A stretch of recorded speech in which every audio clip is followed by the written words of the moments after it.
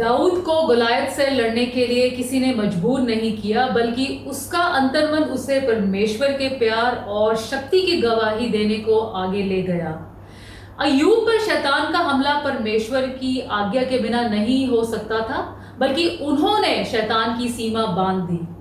हमारे किसी भी युद्ध में, चाहे शारीरिक, मानसिक, आर्थिक या आत्मिक हो, हम कभी भी अकेले नहीं लड़ते। परमेश्वर का सदा साथ रहने का वादा भले समय के लिए ही नहीं, बल्कि हर समय के लिए है, चाहे हम ये महसूस करें या नहीं। हमारे इस जीवन की हर लड़ाई हम परमेश्वर की सुरक्षा में कैसे लड़ते हैं, आज हम इसी विषय पे बात करते हैं। शुरू करते हैं परमेश्वर के वचन से।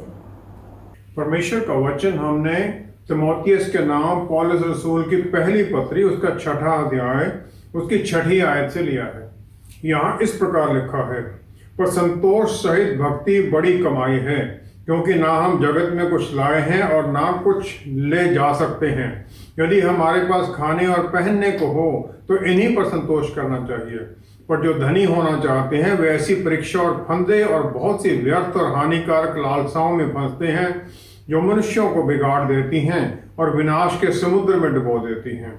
क्योंकि रुपए का लोभ सब प्रकार की बुराइयों की जड़ है, जिसे प्राप्त करने का प्रयत्न करते हुए बहुतों ने विश्वास से भटक कर अपने आप को नाना प्रकार के दुखों से छलनी बना लिया है। पर हे परमेश्वर के जन, तू इन बातों से भाग और धर्म, भक्ति, विश्वास, प्रेम, धीरज और नम्रता का पीछा कर। विश्वास की अच्छी कुश्ती लड़ और उस अनंत जीवन को धर ले जिसके लिए तू बुलाया गया और बहुत से गवाहों के सामने अच्छा अंगीकार किया था। परमेश्वर के वचन को पढ़े और सुने जाने से आशीष हो। आमीन। पौलुस रसूल ने हमारे युद्ध को आत्मिक युद्ध बताया है। ये लड़ाई हम असल में किसके साथ करते हैं और क्यों करते हैं? संत मत्ती की इंजील, उसका 10वां अध्याय, उसकी 34 से आयत में प्रभु यीशु कहते हैं, जो शांति के राजकुमार हैं, वो कहते हैं, ये ना समझो कि मैं पृथ्वी पर मिलाप कराने आया हूं। मैं मिलाप कराने नहीं, पर तलवार चलवाने आया हूं। वो कहते हैं कि मैं आया हूं तो ये सब कुछ होगा ही। वो कहते हैं, मैंने पिता को पुत्र के खिलाफ, बेटी माँ के खिलाफ, ये सब होगा, क्योंकि जो मेरे वचन को मानेंगे वो दूसरे उनके खिलाफ हो जाएंगे। वचन की जो संदेश है, ये जरूरी नहीं कि सब उसको सही तरीके से ही लें। जैसे हम देखते भी हैं, बहुत लोग उसकी खिलाफत में आ जाते हैं, आत्मिक तौर पर और शारीरिक तौर पर भी। जो महायाजक, चीफ प्रीस्ट थे परमेश्वर के भवन में यरूशलेम में, जिनका काम था परमेश्वर की आराधना करना, उन्होंने ही परमेश्वर के खिलाफ भीड़ को इकट्ठा कर दिया कि उन्हें सलीब पर चढ़ा दिया जाए। परमेश्वर ने जो उनकी मशाल लेकर चलने वाला, उसे बताया है कि उसका काम क्या है। उसका काम है ये जो ऐसे आत्मिक दुश्मन है उनके ऊपर अधिकार जमाना। अफसियों की पुस्तक 6वां अध्याय, उसकी 12वीं आयत। अफसियों की पुस्तक, उसका 6वां अध्याय 12वीं आयत में पौलुस रसूल कहते हैं, हमारी लड़ाई मांस से नहीं, परंतु प्रधानों से और अधिकारियों से और इस संसार के अंधकार के हाकिमों से और उस दुष्टता की आत्मिक सेनाओं से हैं जो आकाश में हैं। ये जो सेनाएं हैं ये आकाश में हैं, मतलब ये आत्मिक युद्ध है। लेकिन ये हमारे खिलाफ हैं क्यों? उत्पत्ति 1 अध्याय 31वीं आयत में परमेश्वर ने सब कुछ बनाने के बाद में देखा और कह दिया, बहुत सुंदर है। उस समय इंसान के अंदर एक ही इच्छा थी, जैसे यहूदी लोग यज्र टोब कहते हैं। यज्र टोब का मतलब है अच्छा काम करना, अच्छाई करना। उत्पत्ति 2:18 में फिर परमेश्वर ने देखा, उन्होंने कहा, ये अच्छा नहीं कि इंसान अकेला हो। अच्छा या अच्छा नहीं, बुरा नहीं कहीं पर भी। जब बुरे और गुड एंड इवल की जब ज्ञान आ जाता है पाप के द्वारा, उसके बाद में बुराई शुरू होती है। और फिर यज्र हारा, जो दूसरी प्रवृत्ति है इंसान में, वो आ जाती है।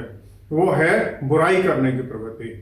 अब इन दोनों में इंसान के अंदर लड़ाई शुरू हो जाती, अच्छा करूं या बुरा करूं।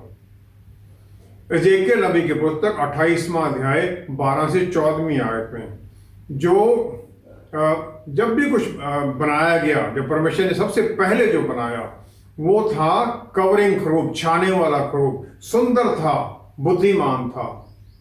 और उसी समय पहचान की जो क्राइसिस थी उसने शुरू कर दी।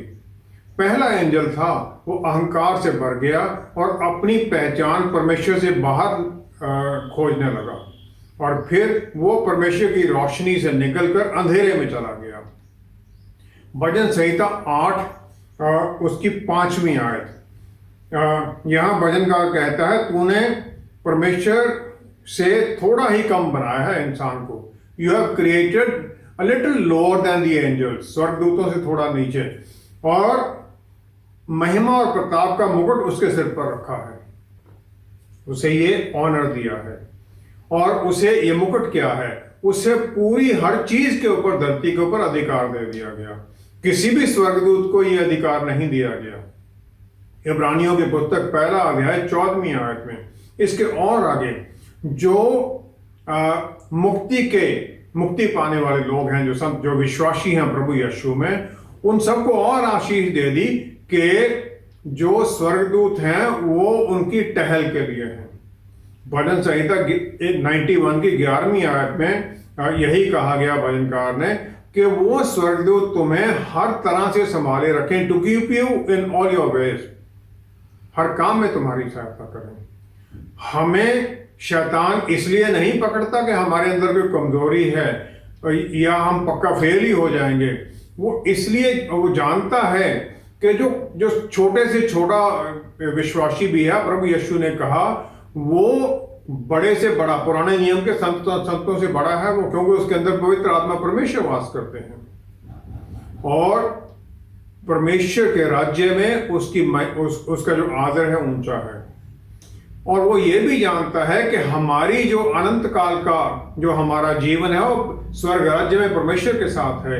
और वो जानता है कि उसने कहाँ जाना है, उसने नरक की आग में ही जाना है, और वो हमें भी उसी तरफ ले जाना चाहता है और तरह तरह के हथकंडे चलाता है।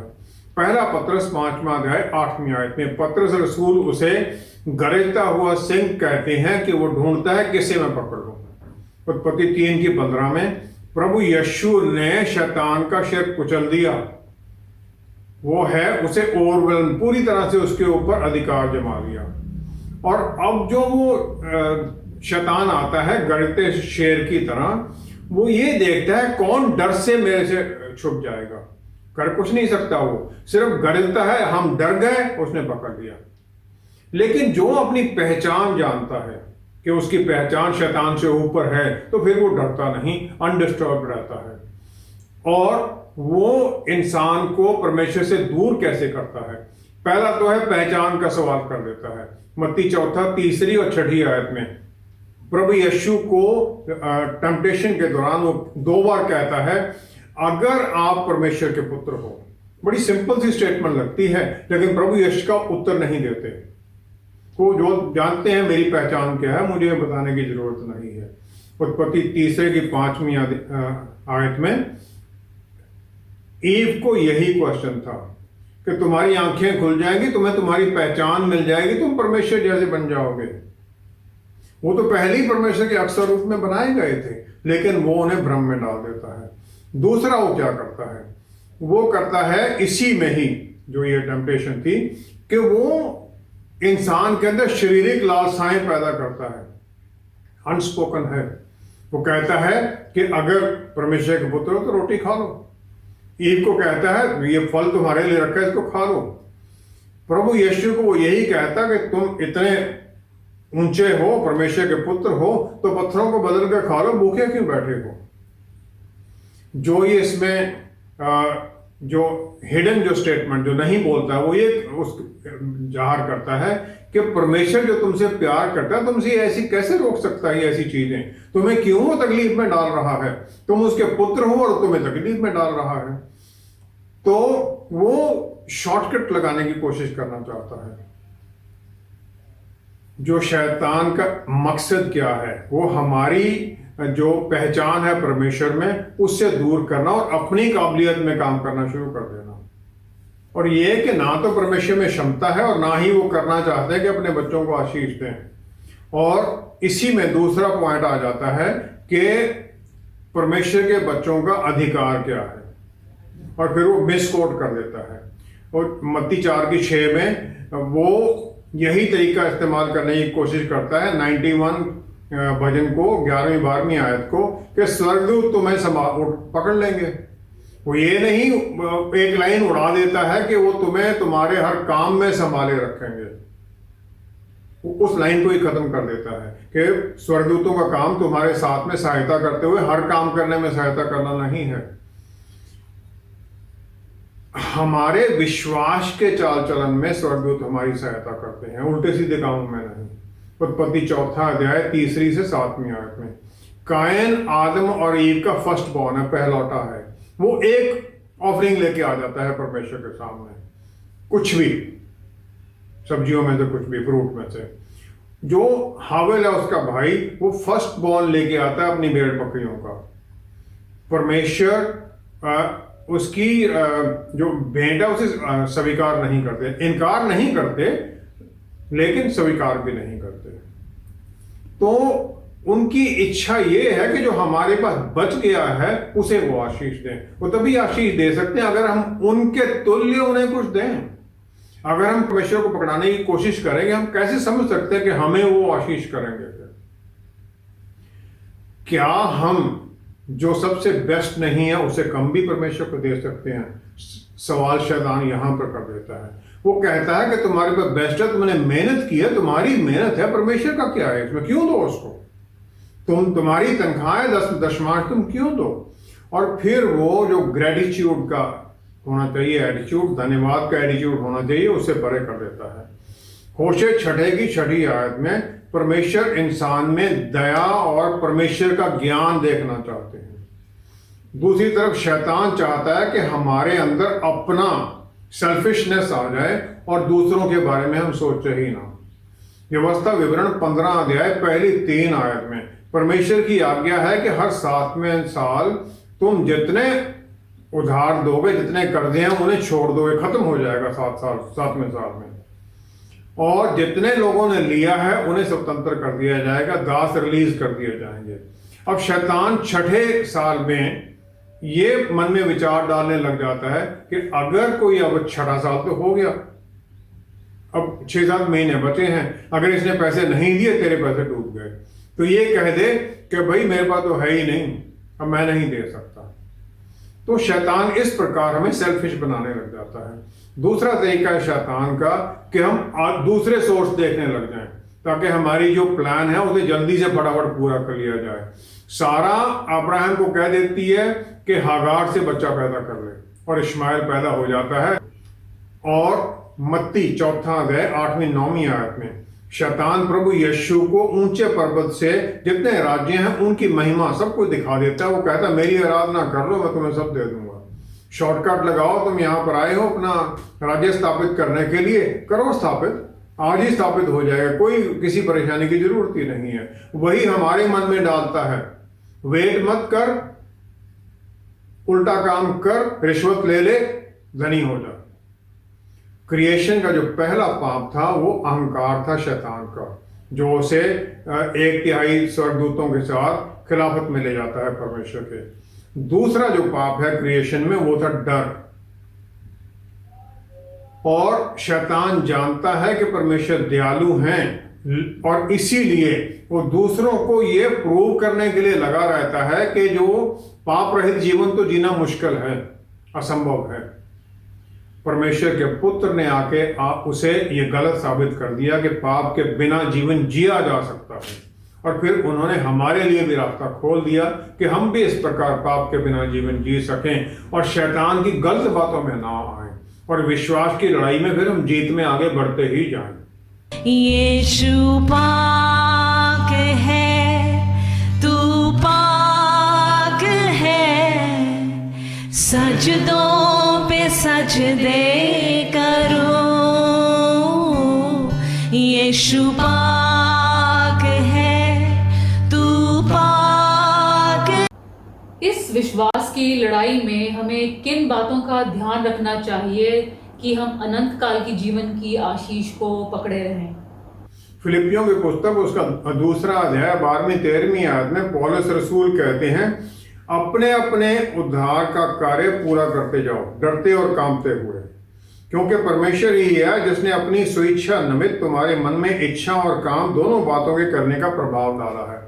अपने अपने काम का, अपने उद्धार का काम पूरे करते जाओ। लड़ाई उद्धार पाने के लिए नहीं है, लेकिन जो प्रभु यीशु ने हमारे अंदर वो सलीब के द्वारा काम पूरा कर दिया है, उसे आगे बढ़ाने की है। परमेश्वर के अनुग्रह का काम मेरे अंदर हो गया है, पवित्र आत्मा मेरे अंदर आ गए हैं, मुझे पापों की क्षमा मिल गई है। अब मुझे इसे अपने जीवन में बाहर दिखाना है ताकि मेरे कामों में वो जाहिर हो। दूसरा जो इसका हिस्सा है, अपनी मुक्ति के लिए, अपने उद्धार के लिए मुझे काम करना है। आमतौर पर लोग दूसरों की चिंता में लगे रहते हैं, अपने जो प्राण है उसके बारे में सोचते ही नहीं कि मेरे जीवन में भी कुछ बदलाव आ रहा है। तीसरी बात इसमें है, कांपते हुए। यह ना हो कि कहीं मैं फेल ही हो जाऊं, यह ना हो कि मैं आनंदित होता रहूं कि बस सब कुछ सही है, और जब मैं परमेश्वर के सामने पहुंचूं तो वो कह दें और हम कहें हमने आपके नाम में इतने अचंभित काम किए थे, वो कहें दूर हो जाओ, मैं तुम्हें जानता नहीं। परमेश्वर का पुत्र होते हुए मुझे इस प्रकार जीना है कि किसी तरह भी परमेश्वर के राज्य का, उनके परिवार के नाम पर कोई बट्टा ना मेरे काम से लग जाए। 13वीं आयत में पौलुस रसूल कहते हैं कि जो परमेश्वर हमारे भीतर काम करते हैं वही मन में इच्छा और काम दोनों बातों को करने का प्रभाव डालते हैं। इच्छा भी वही डालते हैं, उसके लिए करने के लिए बल भी हमें देते हैं। इसीलिए हमें अपनी मुक्ति का काम वर्कआउट बाहर करना है, और कांपते हुए, डर से कांपते हुए कहीं मैं फेल ना हो जाऊं। जो जिंदा स्रोत है अनुग्रह का वो हमारे भीतर है, और ये सोर्स जो है कभी खत्म होने वाला नहीं है, अनंत काल तक ये चलता ही रहना है। और इससे हम बाल्टी भर भर निकालते रहे, उनका अनुग्रह कभी खत्म नहीं होगा, क्योंकि वो मेरे भीतर काम करते हैं। तो मेरी जिम्मेवारी और बढ़ जाती है कि मैं कहीं विकेड और लेजी सर्वेंट, जो मत्ती 25 में 24 से 30 में प्रभु यीशु ने कहा, मैं कहीं वैसा ना बन जाऊं कि मैं कुछ करूं ही ना। परमेश्वर हमें बल देते हैं, हमें बदलाव में ले जाते हैं, हमारी इच्छाओं को बदलते हैं ताकि फिर हम काम करें। ये पैसिव एक्शन नहीं कि पड़े हुए, लेकिन परमेश्वर को आनंदित करने के लिए है, जो आनंद वो हमारे कामों को देखकर खुश होते हैं फिर। और ये जो विश्वास की अच्छी लड़ाई है, ये पाप से दूर दौड़ना है, शारीरिक लालसाओं से परे भागना है, और पीछे चलना है धार्मिकता के, विश्वास में, प्यार में, शांति के पीछे चलना है। 2 तिमोथी 2 अध्याय 22वीं आयत में वही कहा है पौलुस रसूल ने। शैतान हमारे मन में ये विश्वास डालता है कि पाप की क्षमा तो मिल ही जानी है, तो जल्दी क्या है, क्यों ना अभी कुछ साल आनंद किया जाए और आखिर में जाकर बुढ़ापे में परमेश्वर के साथ जुड़ जाएंगे। लूका 12:19-20 में एक अमीर आदमी है जो कि स्टोर बनाता है बड़े बड़े, कि जो मुझे आशीष है मैं उस पर रख लूंगा, बाद में फिर मैं आनंदित रहूंगा। लेकिन परमेश्वर कह देते हैं आज ही तुम्हारा प्राण तुमसे ले लिया जाएगा। क्या गारंटी है कि मुझे अगला सांस आएगा? क्या गारंटी है कि कल का दिन मैं देखूंगा? तो आज ही मौका है, अभी इसी समय, आज नहीं इसी समय मौका है कि मैं तौबा करूं, प्रभु यीशु को मान लूं अपना उद्धार करता, और उनके साथ जुड़कर अपना अनंत काल का जीवन तो ठीक कर लूं, और फिर उनकी आशीषों में इस समय के जीवन को भी ठीक करो। शैतान के जो काम है, हमारा जो वर्टिकल परमेश्वर के साथ रिलेशन है उसे भी खराब करना है पाप के द्वारा, और जो दूसरों के साथ रिश्ता है उसे भी खराब करना है अहंकार में, डर में, माफी ना देना। को किसी ने कुछ गलत कर दिया तो हम तो बस उसके साथ लड़ने लग जाएंगे। यहोशू को मूसा ने, परमेश्वर ने, इजरायलियों ने बार बार कहा कि डर मत। वो जानता था, मूसा के साथ रहा, वो जानता था परमेश्वर सदा है उसके साथ, कैसे काम करते हैं। शैतान हमारे मनों में डर डालना चाहता है ताकि हम दूर भागें और फिर परमेश्वर से हम दूर हो जाएं, और ताकि परमेश्वर को हम जाने ही ना, जानने की कोशिश भी ना करें, उनका नजदीकी रिश्ता ना हमारा बने। यूहन्ना 8:31-32 आयत में प्रभु यीशु कहते हैं कि उन्हें जानना, सच्चाई को जानना है, और सच्चाई को जानना हमें आजाद कर देता है। आजाद किससे करता है? शैतान के शिकंजे से, उसके झूठ से और अंधेरे की ताकतों से। क्योंकि लड़ाई आत्मिक है, तो शैतान का काम है हमारे मन को भ्रम में डाल देना। परमेश्वर कहते हैं अपने पूरे मन से, पूरे heart, mind, soul and mind, पूरे बल से उसे प्यार करो, मार्कुस 12:30-31 में। लेकिन हम इन हमलों का सामना कैसे करते हैं? पहला ये है कि जो टेम्पटेशन, उससे भाग लो। ये शिवलरी नहीं है कि नहीं हम तो लड़ेंगे जरूर। यूसुफ ने अपना वो वस्त्र छोड़ा पोतीफर की पत्नी के पास, उत्पत्ति 29:12 में, और भाग गया। भागने में ही उसमें आशीष है। दूसरा, अपने जो विचार हैं परमेश्वर और उनके वचन पर लगाओ। फिलिपियों 4:8 आयत में पौलुस रसूल कहते हैं, जो सच्चाई है, जो भला है, जो पवित्र है, जो सुंदर है, जो महिमा योग्य है, जो भी अच्छा है, उन चीजों पर अपना ध्यान लगाओ। तीसरा है, प्रार्थना में जुड़े रहो और दूसरों की भलाई मांगो। जब हम ये करते हैं तो परमेश्वर का प्यार जो हमारे भीतर है वो प्रकट होता है। हम परमेश्वर के हैं, प्रभु यीशु के हैं, और प्रभु यीशु परमेश्वर हैं। तो हम दूसरों का भला करने की सोचने लगते हैं, क्योंकि हम उनकी भेड़ें हैं, और जो उनकी भेड़ें उनके उस पैन से बाहर भी हैं, हमें उन्हें भी साथ लेके आना है। चौथा है, अटैक के लिए तैयार रहो। अफसियों की पुस्तक 6 अध्याय 13वीं आयत में पौलुस रसूल कहते हैं, परमेश्वर के सारे हथियार बांध लो, ताकि जब बुराई का दिन आए तुम उसका सामना कर सको और तुम अपनी जगह पर खड़े रह सको। पांचवा है, समझ लो और पाप के जो फल हैं उनको भी जान लो, और वो पाप का फल है सदा के लिए नरक की आग में जाना। छठा है, परमेश्वर के वचन का मनन करो और उसे अपने अंदर बिठा लो, जैसे यहोशू को बताया गया था। यहोशू 1 अध्याय 8वीं आयत में। लूका 11:28 में प्रभु यीशु कहते हैं, उन्होंने परमेश्वर के वचन की जो सच्चाई थी शैतान के झूठ को लड़ने के लिए इस्तेमाल किया। फिर वो कहते हैं, धन्य है वो जो वचन को सुनते हैं और उसे मानते हैं। सातवां है, अपनी जो पहचान है परमेश्वर में ही ढूंढो। भजन संहिता 42:1 में सामिस्ट ये भजनकार चिल्ला उठता है परमेश्वर के सामने कि मेरी जो प्राण है, मेरा एक प्यासे हिरण की तरह आपके लिए तड़पता है। आठवां है, याकूब की पुस्तक 5वां अध्याय 16वीं आयत में कि वो कहते हैं सब विश्वासियों को कि एक दूसरे के सामने अपने पापों का अंगीकार करो और एक दूसरे के लिए प्रार्थना करो, एक दूसरे के सामने अकाउंटेबल हो जाओ, फिर एक दूसरे से बल पाओ। 10वां है, प्रभु भोज में रेगुलरली शामिल होते रहो। प्रभु भोज में शामिल होने के लिए हमें पापों का अंगीकार करना पड़ता है, माफी मांगनी पड़ती है, उनकी हजूरी में जाना पड़ता है, और फिर हमें याद करना पड़ता है कि प्रभु यीशु ने हमारे लिए कर दिया है, ये उन्होंने हमारे लिए कुर्बानी दी। प्रभु यीशु ने कहा, मेरे my flesh and drink my blood, जो ये करते हैं वो मुझ में बने रहते हैं और मैं उनमें बना रहता हूं। हम उनमें बने रहते हैं क्योंकि हम उनका वो लहू ग्रहण कर रहे हैं, उनकी आशीष में आ रहे हैं। वो हम में आते हैं क्योंकि फिर हमने उन्हें माना है अपना परमेश्वर। तो हम ये सब काम करते रहें तो शैतान के हमलों से बचे रहते हैं और विश्वास की लड़ाई में फिर हम जीत में आगे बढ़ते हैं। ये सब जानते हुए भी हम असफल क्यों होते हैं और इससे हम कैसे बच सकते हैं? हमारा प्रोग्राम देखने वाले एक भाई हैं जिन्हें डर का हमला होता रहता है। उस डर के कारण उनकी सेहत पर भी असर पड़ रहा है और पूरे परिवार की शांति भी भंग हो रही है।